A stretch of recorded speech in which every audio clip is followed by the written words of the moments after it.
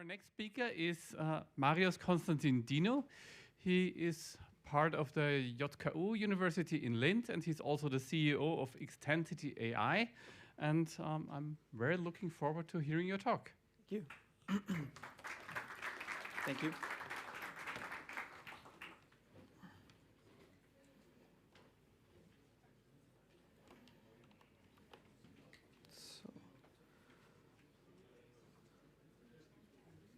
So everything seems to work. Okay, thank you very much for having me here. Today I want to give you a neuro-symbolic perspective on large language models. This was a joint work with colleagues from JKU, myself from Extensity AI, colleagues from Amazon and XAI, supervised by Sepp Huchheit, my professor. Just a couple of words to my person, just to know I'm a PhD candidate. As you heard already, my focus field is deep reinforcement learning, is in domain adaptation, natural language processing, and more recent venue in Neuro-Symbolic AI. Just one word on this. Extensity AI itself focuses on B2C solutions for R&D processes in the research, basically, like myself, how to find literature-related stuff that is all relevant to generate papers and so on. You will see more out the talk how this works, and also on a B2B perspective with universities and also enterprise customers, how to integrate reinforcement learning, autonomous workflows, and so on. So without any further ado, I want to start with a short motivation. We all seen the success stories of recent, AI, if you want, solutions, narrow AI solutions, as I call it here. For instance, Sora, as you see here from OpenAI, or ChatGPT, obviously, which everyone knows, Stable Diffusion, and many more. But this topic, or this talk will be, and if this is the only thing you take away, is basically how can we now leap from, specialized AI models towards like the next level, being broad AI models, or even general artificial intelligence models. And this is going to be the entire talk about how we can incorporate reasoning systems, how we can incorporate knowledge bases, and how we can use its adaptability and overcome the shortcomings of these narrow AI systems. So the problem itself, we're going to focus heavily on large language models in this talk, as I said in the beginning, because we see them central to our stack, obviously, in a computational sense even. With large language models, we have usually in context learning where we have, let's say, a zero or few shot example. So we prompt the model, we do some statistical evaluation and get basically a stream of characters out. So we have basically our output text. This process actually is a one-step process and lacks kind of refinement. I don't know any of you that tried to write a book in one shot and basically just from end to start. I think would understand that this is not how we actually, as humans, even work. It also has limited proficiency in tool usage because LLMs are just, are statistical inference machines. They do not really use, as humans don't calculate the square root of 20 million or something like that in their head, but we actually use calculators where we refine the algorithms prior to that, and then we use those. And obviously, all of these are error-prone and have a lot of no fallbacks, basically. And the basic question that arises is why should we try always to store all facts in neural networks? Why not try to offload, especially if you think in the case of news updates every day? We don't have to refine or retrain the models all the time. So why not use databases, use other tools around that? So that's kind of the fundamental idea. And the current state of the art is looking at also tool usage. When we released first our framework, in parallel, these things also evolved, like Toolformer, that tried to classify the context basically of the text and then see which kind of tools, a calculator or let's say a question answering system, Wikipedia or something like that has to be used. More refined solutions you might be familiar with in context learning methodologies, something like chain of thought prompting, for instance, where you have as on the left-hand side, instead of just asking directly the answer, when prompting the model, you give it maybe an example, even like an illustration, think step by step, and then it produces more tokens basically for the same process and is more correct. This is like yourself as a human thinking out loud and saying, hey, when I do this, then I do this first, that first, and then second, and then so on, come to the solution. Now, our approach is, how can we sort of combine all the spectrum now, being it from one side foundation models, large language models as you know them, maybe specialized models on the one hand side of the spectrum, which is usually machine learning and learning aspect, and on the left hand side, where is usually the engineering aspect or the abstractions of tools and the implementation of those. And how can we bridge between them more seamlessly, not just always end-to-end learning or just hacking everything together that it works at some point. And we think about it like from a multi-step generative process perspective. So the idea here is when we get the input, we want to, let's say, condition and look at the data, classify it if you want so, and understand how to control the flow of generative processes, meaning it could be a neural engine that we are triggering, where we do some statistical inference, we get some output here, as you see it in the middle, and then the idea is like we can by fork and decide if, let's say, something was deleted from the information that we actually wanted to transport, then we go back and can refine again. So this is the idea behind it. And then we, at the end, when we're satisfied and verified everything, then we accept the output, for instance, of the model. And the inspiration or the idea, actually, also from our framework, why the talk was even called SymbolicAI, or the framework is called SymbolicAI, is it's an attribution to the great minds of the Dartmouth Summit in 1956. Where, for instance, also McCarthy and Marvin Minsky and so on taken place, and also Alan Newell and Herbert Simon, for instance. And the idea is, how can we now represent all these data structures in a form? And we came up with the idea coming back to symbols, symbolic representations. So as you see here, the illustration, a symbol is essentially an entity that means something to someone that is very abstract. They were talking back then from physical patterns and physical symbols. And here's, for instance, the evolution of English alphabet, how it came from this cryptic representation at the top to the more readable at the bottom. Or from this conference perspective, it's probably the inverse problem, or the fine one. But the idea is, how we can use this kind of symbolic representations to find mappings and then work with them. And usually how we do this is via expressions, right? So when we combine, let's say, x plus y, z, we form this kind of expression. Usually we parse something, we get an expression tree, and then we just plug in, if you want to evaluate with numbers, to calculate. The same abstraction now we want to bring into our framework. And this is kind of the architecture that we chose already, a polymorphic architecture from, if you want, a symbolic representation, a data type like object in the world. And then we can abstract an expression from that, which we can always evaluate. How we evaluate it, I'll come in a second. And then we can form different data types below them. So you can think of it this way: when we try to make an addition between two paragraph blocks, that might be just a concatenation of operation, as you see it on the top. But if we try, for instance, to use an SQL expression, the more semantic meaning of it could be when trying to add these two together to get an OR statement, because the rest of the expression is identical, just the IDs, for instance, are different. And architecture-wise, we think about this mapping all of this in sort of operations that you just saw. And then we have to use some engine, if you want so, a neuro-symbolic engine, as we call it here, that can interpret this. The neuro-symbolic engine itself could be a hash table or whatever, right? That could just map from every input the direct output, but obviously more proficient one would be something that understands semantics, that understands how to work with it, which is usually a large language model in our case here. So we would have some sort of a semantic parser, as we call it up there, that can interpret instructions, that can interpret data, and then transform it in a form that we then can get the output, do conditions on it, verify it, and maybe use the corresponding tools if you want to use tools, or come to the next operation. And all this gets orchestrated by a user or a knowledge base or meta learner, which we can also, as a follow-up work, address.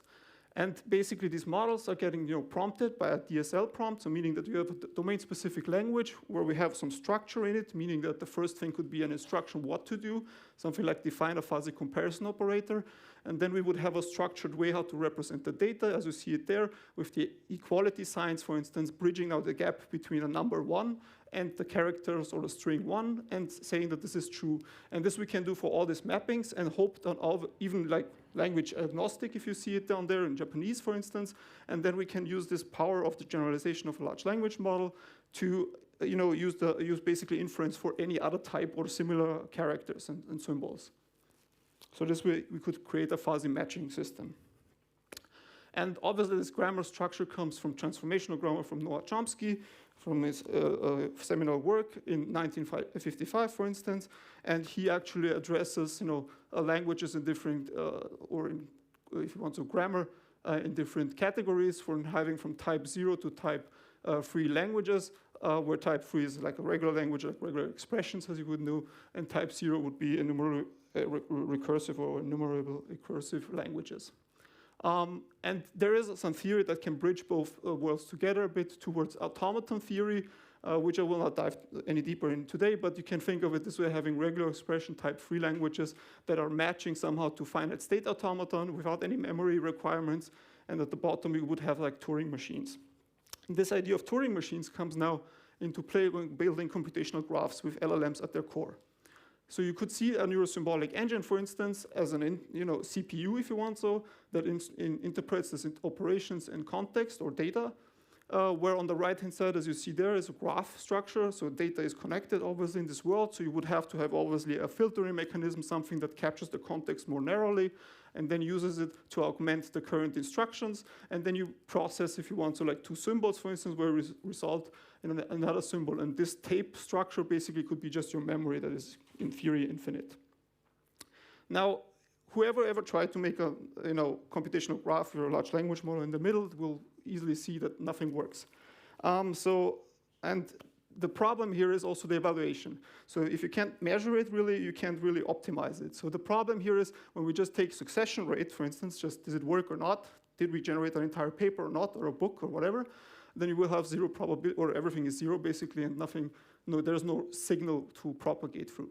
So the idea is, can we now think of it more from there's an intuition. What if we have a multi-step generative process now, and we just have a reference distribution, if you want so, and we have a generative, generator basically producing a new distribution, and we try to align both to to something that we can basically optimize.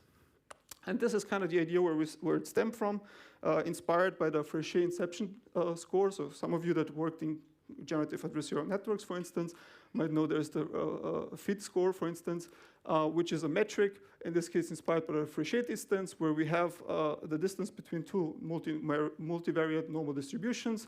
And this is basically just the distance as you see there, but what we can do is now we can view this with our glasses of a multi-step generative process and say it's not just one generative process, but it's basically a sequence of, or the integral over this Fréchet distances, if you want so. Whoever ever tried to approximate, a covariance matrix with 3 samples in a, 1,000-dimensional space will know that this is not really feasible or works well.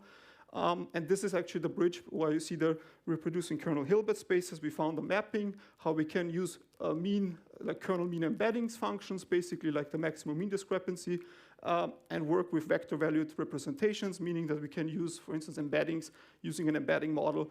These are the means, the mus, what you see there, where we can just compute the distance between them, the embedding distances, and then integrate over that process. And we call this basically the vertex score. There are some nuances and details to it because it's also bound between 0 and 1. Its kernel function is actually Gaussian based. I don't want to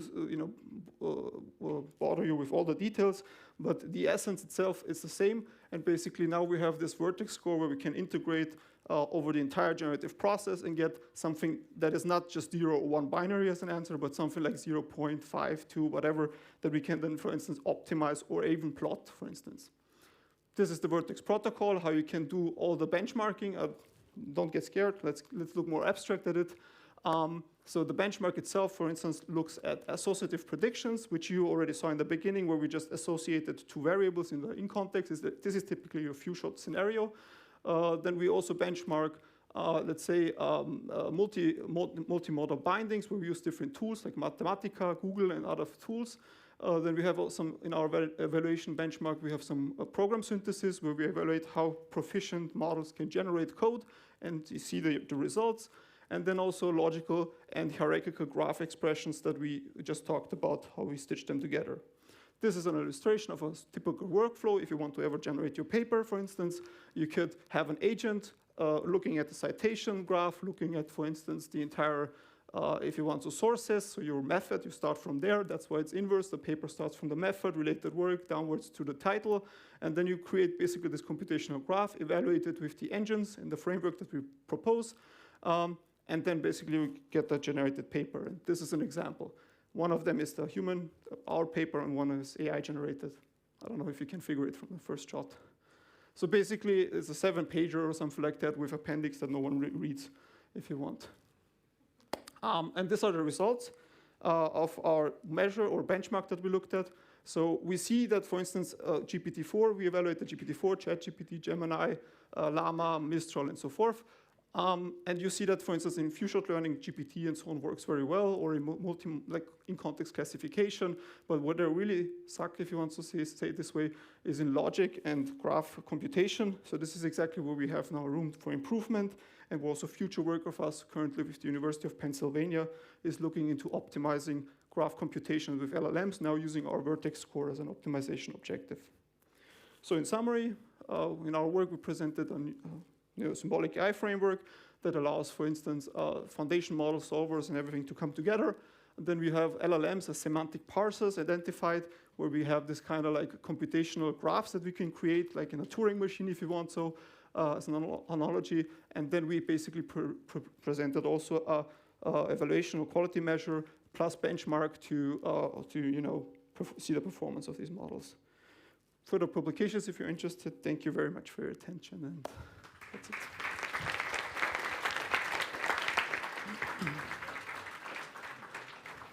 Yes, thank you very much for this talk. How many of the publications were AI generated? No, just one. All right, any questions? Yes, one. Thank you for the presentation. Maybe it's not much of a question, but I wanted to mention like the instructor library in Python, if you've ever seen it on GitHub. It applies a bit of this idea of like combining LLM usage and like validating the output. Yeah. Exactly. I also think when we launched last year already with the framework, it was also alongside us LangChain, for instance, that launched. Like this is, I think, a very known library and so on. And like there are many others, like DSPy and so on, that focus exactly on. What none of them so far has presented is a structured way how to evaluate these computational graphs. And this is exactly where we took on a scientific approach and said, how can we actually not just stitch something together, but how can we create like something measurable, a benchmark, and so forth. And we're currently optimizing also towards the web arena benchmark itself that also emerged alongside a couple of weeks ago, and looking how to integrate this in a real-world scenario now also end-to-end. Okay. Yeah. Thanks for the presentation. I didn't understand, so is the computational graph the neural network and you bring in some symbolic interpretation into that, or is it that the LLMs or neural networks are like the nodes and the computational graph is outside? Exactly. So the idea is that every node in the graph can be a generative process. It could be an LLM, as you said. It could be even a database if you want to just something static. It could be a data source. So basically the nodes are the LLMs if you want to see it this way. But not each node has to be an LLM. It can be any Neuro-Symbolic, that's why we call it this way, computation engine. And the graph itself you would produce manually, or this was... So exactly, this was in the beginning where I said, so when you do these instructions, either the user provides this, the knowledge base provides this, or the meta learner. And they were exactly at this phase. In our benchmark, we evaluated also how LLMs can plan. That was the hierarchical computation graph scenario, where everything else comes together basically and is evaluated. And there we see that LLMs like really don't understand how to structure in a structured way to produce a consistent plan and then execute each step in the plan. So that was the most proficient, if you want, evaluation, which obviously we saw why but it's not zero. That's an important message also here. You can now use this to optimize workflows if you want so. Can I ask one more? Okay, and you mentioned a meta learner. I imagine this is computationally very expensive. So you would optimize the nodes the connections between the different parts? Is this just an idea, or are you? No. We have this like in our benchmark. We have basically when we did the hierarchical computation graph experiments and the benchmarks on that, we have there basically like if you think of it, think of a JSON that says like expected outcome, tools as availability and input-output mapping. So basically, and then like a structured multi-step process. The granularity is up to you. So how detailed you want to verify and stepwise, and then you create like multiple these workflows as you want. And therefore, if you want, so the meta learner itself doesn't have to learn all tasks. Obviously, in the future, sometimes we have more compute, sure. But right now, you can specifically narrow it down and say, I want to make a workflow that I can generate a paper. I want to make a workflow that I make a cyber attack on X, right? So, and then you just provide some samples, which you then can optimize towards this with a few shots fine-tuning if you want, a few shots, sorry, with a few samples to train, so maybe 300, 400, whatever samples. Okay, thank you. Okay, so thank you very much, Marius, for this great talk. Thank you for having me. Thanks.